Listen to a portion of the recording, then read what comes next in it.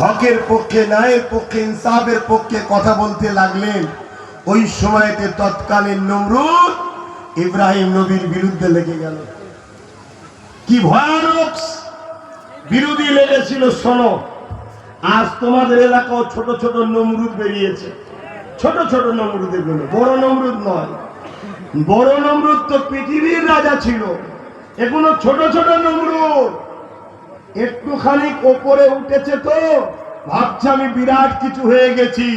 জানেনে পাম দিয়ে যে ওপরে তুলেছে সেই পাম দিয়ে তোমাকে এবার লিক করছে, খেয়াল করে দেখো।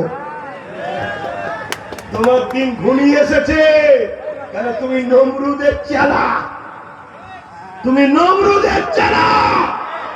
মুহাম্মদ রাসূলের গোলাম বলে যাচ্ছি, সেদিন বেশি দিন নয়, আল্লাহ তোমাকে বেউজ্জতির সঙ্গে মৃত্যু দেবে ইনশাআল্লাহ।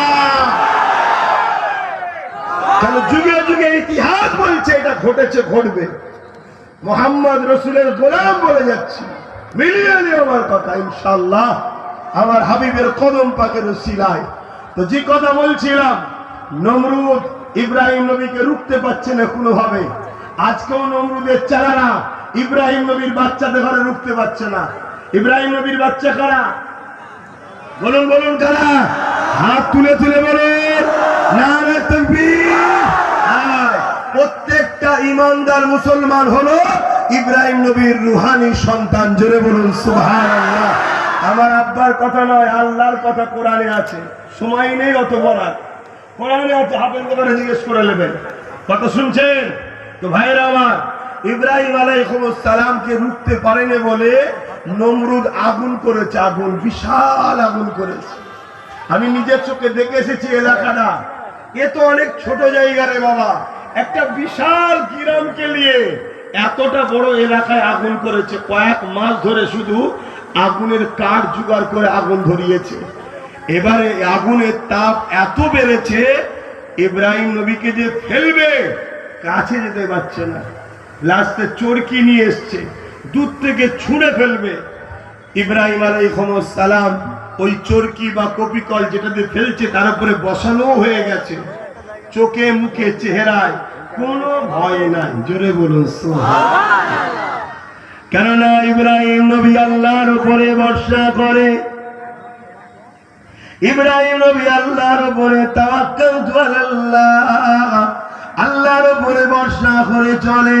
কারণ ইব্রাহিম নবী জেনেছেন, ইব্রাহিম নবী জানে মৃত্যু ইব্রাহিমের একদিন না একদিন হবে। আল্লাহর খুশির জন্য যদি আমার মরণটা হয়, আমি ইব্রাহিম তবেই তো প্রেমিক হিসাবে কামিয়াবি হলাম। এ যুবকেরা, এই দুনিয়াতে আল্লাহ আমাদেরকে পাঠিয়েছে কেন? শুধুমাত্র একটা পরীক্ষার জন্য।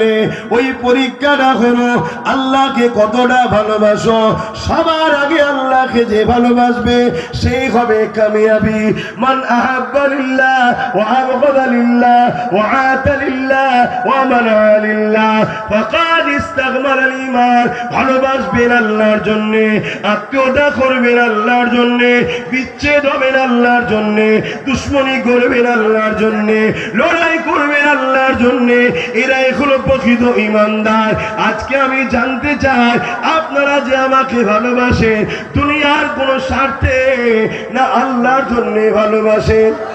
জোরে বলুন। আমি আপনাদেরকে ভালোবাসি আল্লাহর জন্য। তাই আমার প্রিয় ভাই নওশাদকে এত বড় রিস্কের কাজ রাজনীতিতে নামিয়েছে আপনাদেরকে বাঁচাবার জন্য। শুধুমাত্র আল্লাহর সৃষ্টিকে বাঁচাবো এই উদ্দেশ্যে। আল্লাহর জন্য আমার ভাইকেও নামিয়ে দিয়েছে। যা, তাতে তোর কপালে যেটা আল্লাহ লিখে রেখেছে সেটা হবে। জীবনে কোনোদিন মন খারাপ করবি না, আর পিছন দিকে তাকাবি না। মনে রাখবি, কেউ তোর যদি সাথে না থাকে, একজন তোর সাথে আছে, তিনি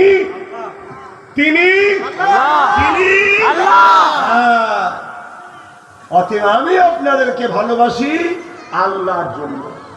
যদি জলসা করাই লক্ষ্য থাকতো তাহলে বাপকে না না বলে আরো জলসা বেশি হতো। ওর জন্য তো আমি ভাঙরেই আসতে পারিনি। কেন?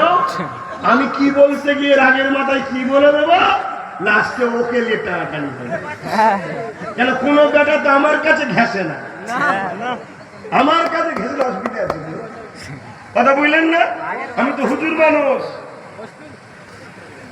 সূরা ফালাক নাস আয়াতুল কুরসি পড়ে ফুঁদে দেবো, তারপরে খেলার নেই আর দেখ কি হয়। কি গো, অসুবিধা হচ্ছে নাকি? মা বোনেরা রয়েছে দূরে, বাপ বেটা ভাইয়েরা সামনে বসে একটু কথা বলছি, এতে অন্য কারো অসুবিধে হলে আমাদের অসুবিধে নেই, আপনাদের অসুবিধা হচ্ছে না? আমি আমার বাপের সঙ্গে, আমার ভাইয়ের সঙ্গে, আমার মা আমার বোনের সঙ্গে কথা বলছি, অন্য কারো অসুবিধা হওয়ার তো ব্যাপার নয়, ঠিক না? হ্যাঁ, কেন এটা তো কোন সরকারি ফান্ডে হচ্ছে না, এটা গডের পয়সাই হচ্ছে। ভালোবাসার লোকেদের কাজ হচ্ছে কি আব্বা, ঠিক আছে? ইব্রাহিম আলাইহিস সালামকে নমরুদ আগুনে ফেলতে যাবে, এমন সময় জিবরাইল সাল্লাম এসে গেছে। ও হযরত ইব্রাহিম, বিশাল আগুন জ্বলছে, আপনাকে ওখানে ফেলা হবে। আপনি যদি বলেন আমি আপনার পাশে দাঁড়াবো, এই নমরুদ বাহিনীকে এখান থেকে নেস্তেনাবুদ করে দেব। ও হযরত ইব্রাহিম, আমি কি সাহায্য করব? বলে কি করতে পারি আপনার জন্য? বলে আব্বা জান, হযরত ইব্রাহিম আলাইহিস সালাম কি বলেছিলেন? এ হযরত ইব্রাহিম, আপনি এখান থেকে চলে যান, আমাকে পরীক্ষার সময় ডিস্টার্ব করবেন না। আমার আল্লাহ আমাকে পরীক্ষা নিতে লেগেছে।